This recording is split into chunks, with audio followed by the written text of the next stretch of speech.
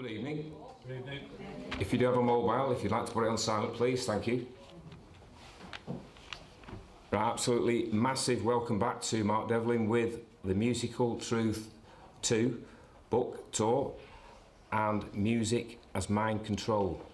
DJ, author and researcher Mark delves yet deeper into popular music with his second book covering the swinging 60s, acid house music and more, providing evidence that far from developing organically and evolving naturally via talented individuals, popular music was birthed by the establishment. You control the artists. So why so much effort? Over to Mark. Please welcome Mark Devlin.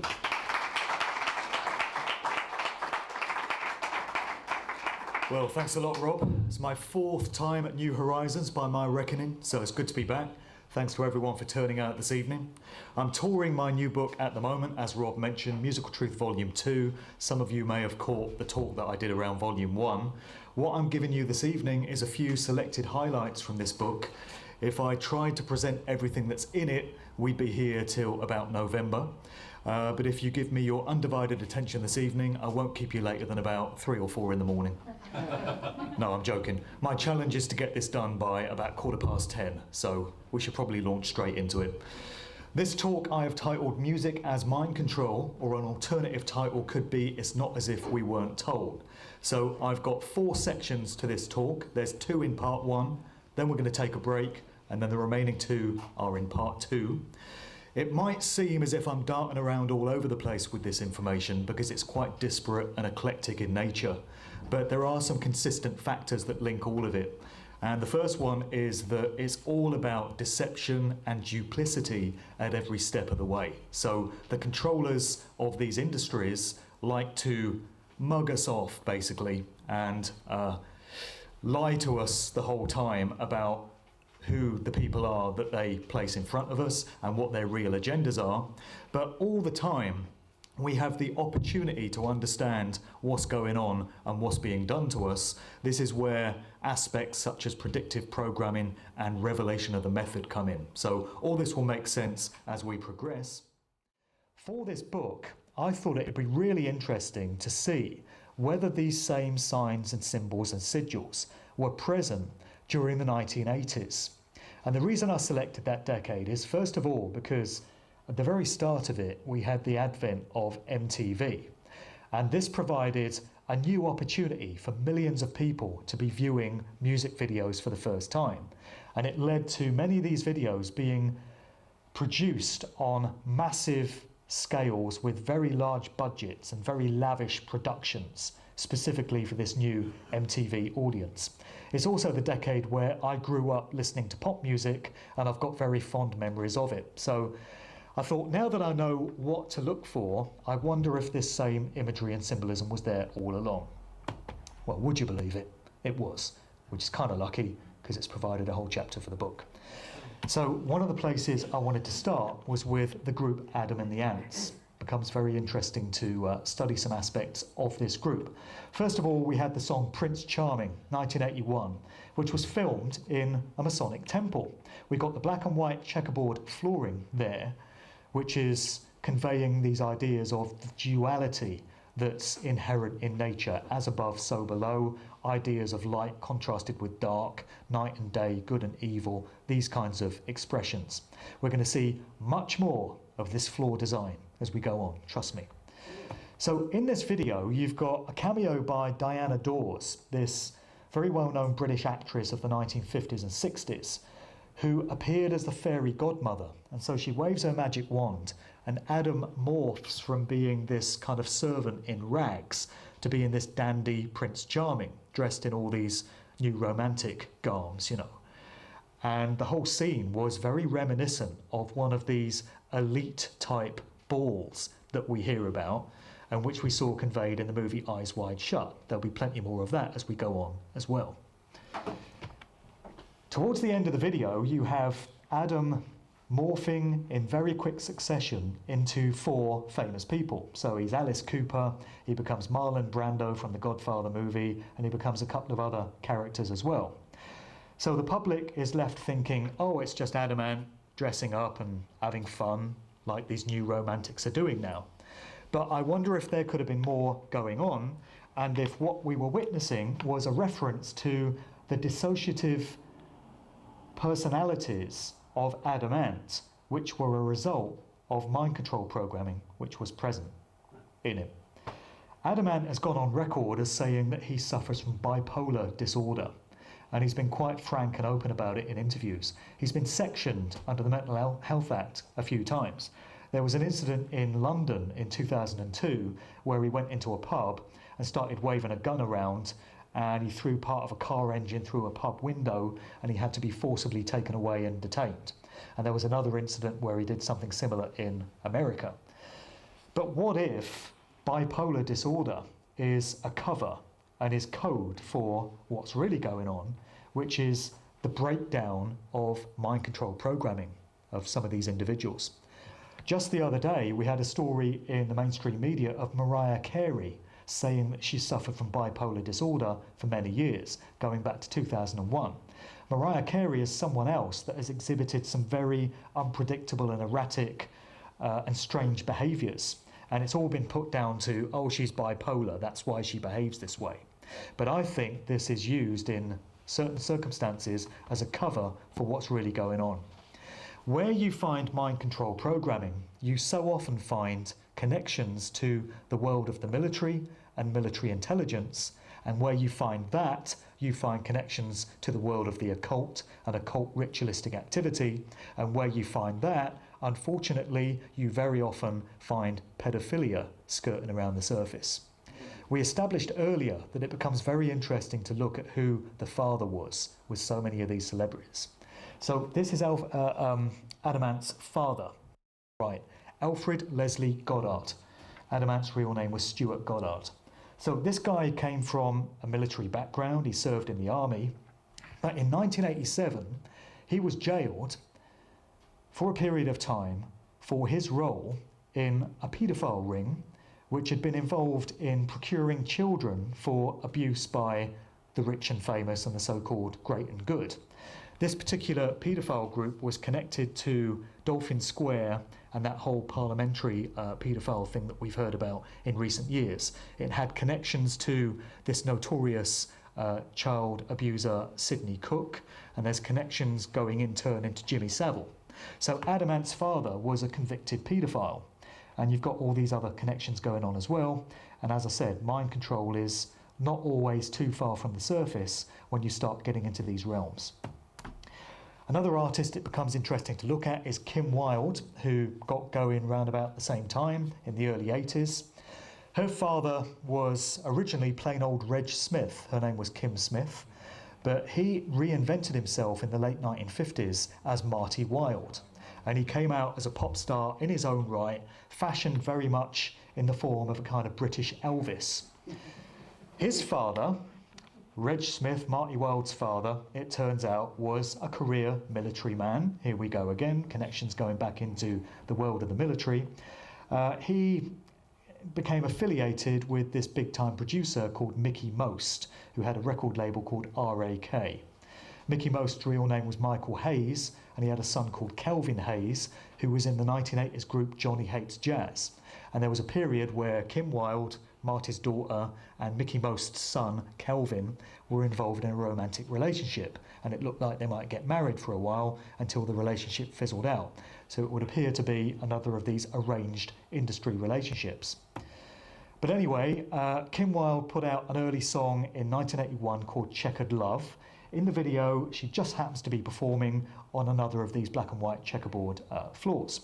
I think there was a special promotional offer on at B&Q that year, and all the producers of these videos rushed out and got themselves a roll of this stuff, you know, because we do see it everywhere.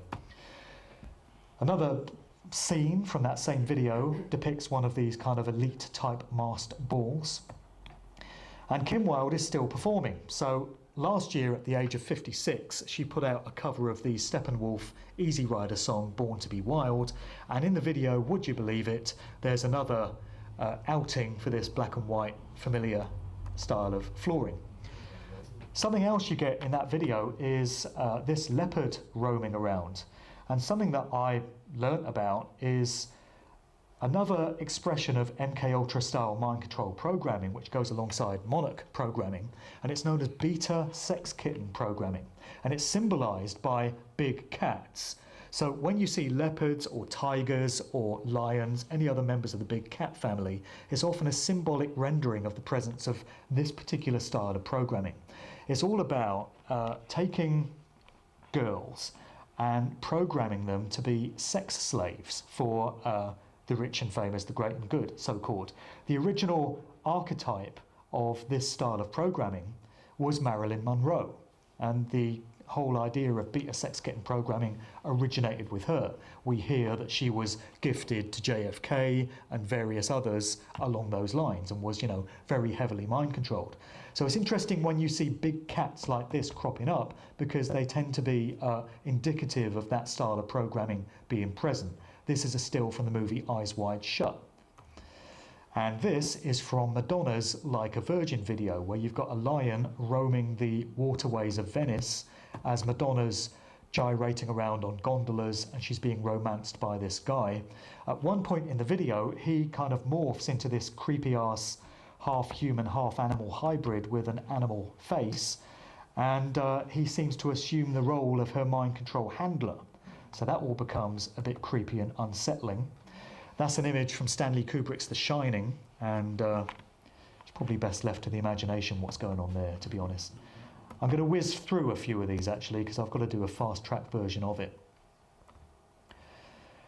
We see many expressions of one of these eyes wide shut style elite type balls in a lot of these early 80s videos. This is Ultravox Vienna, and they appear to be at one of these type gatherings. Back to Adam and the Ants for this one.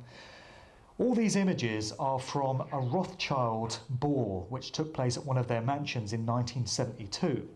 And with the kind of face masks and the kind of decor and garb that they're getting down with, we get an insight into what goes on at one of these events. As I say, this goes all the way back to 1972.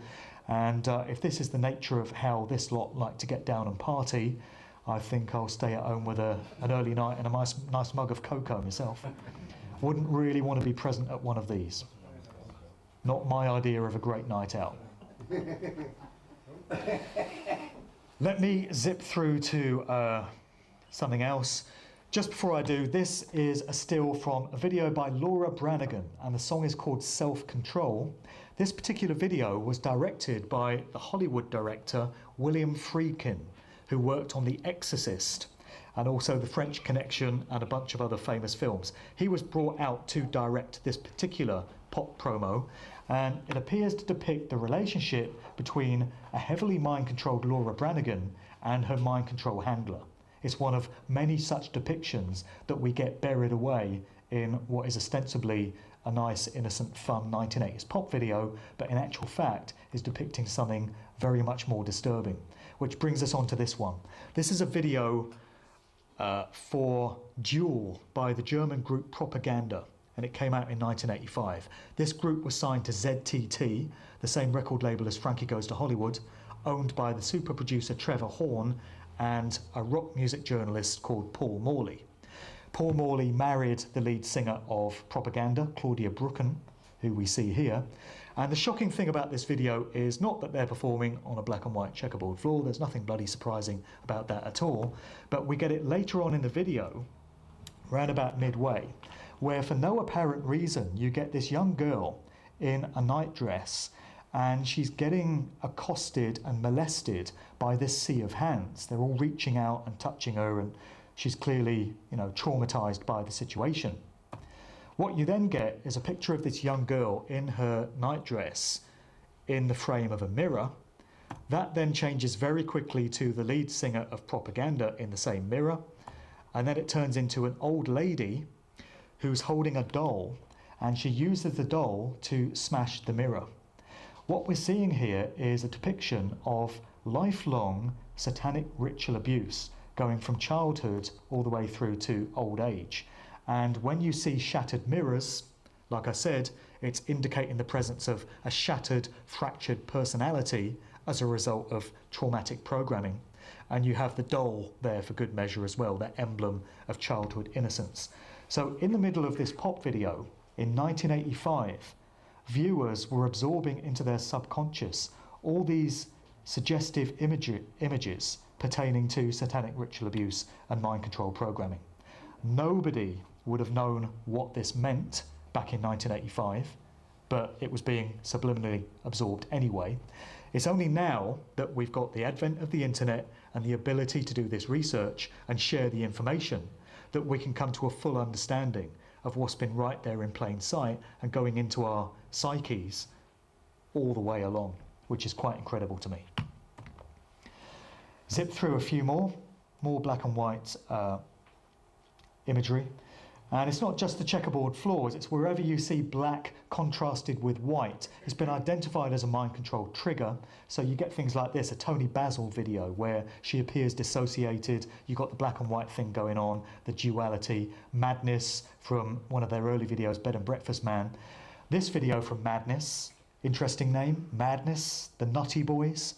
Is there more to that than we thought?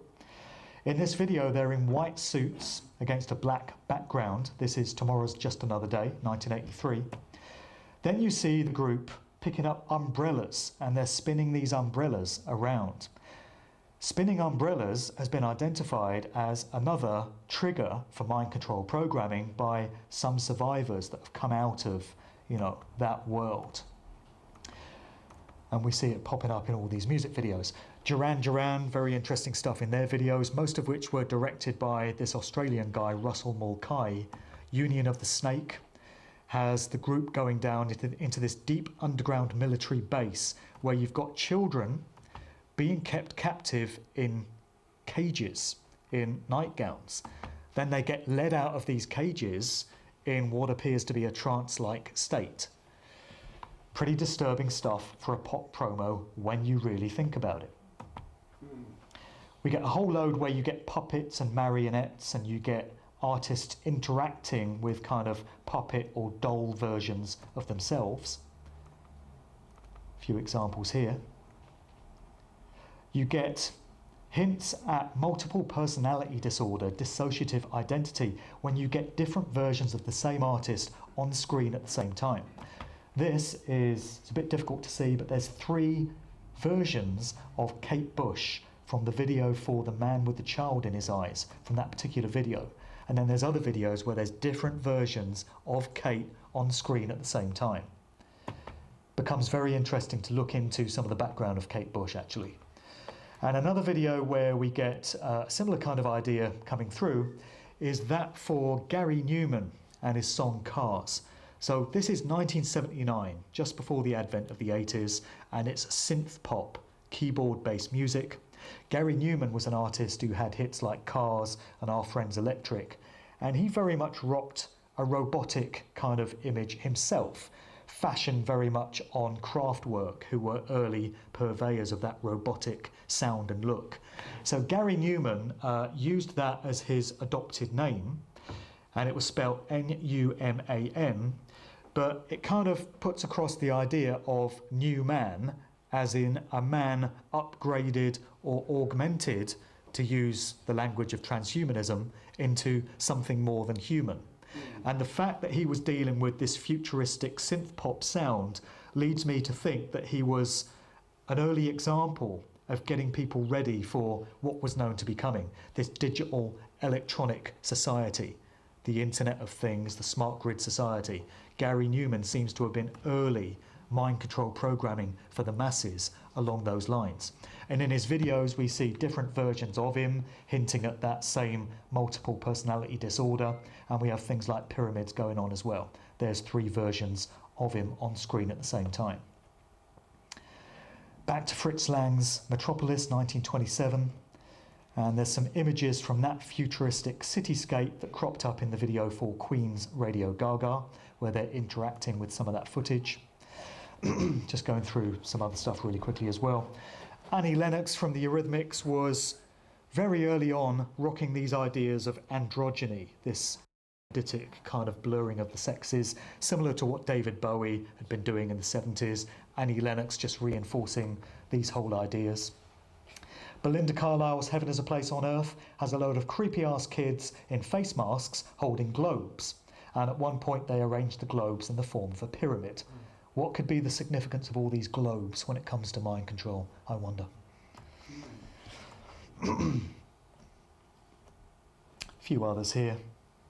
This is Nana, 99 Red Balloons. It's a modern video for a remix of that song.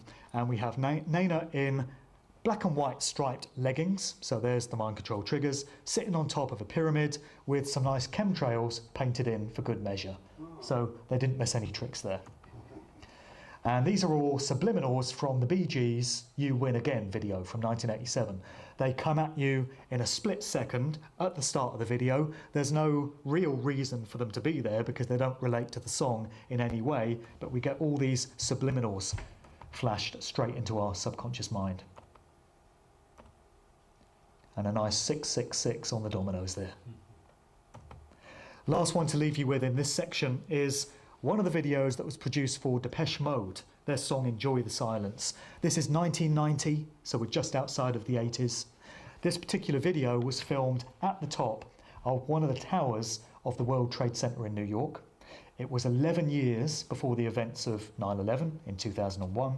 And at one point in the song, the singer Dave Gahan states the lyric, "Come crashing into my world." Interesting stuff indeed.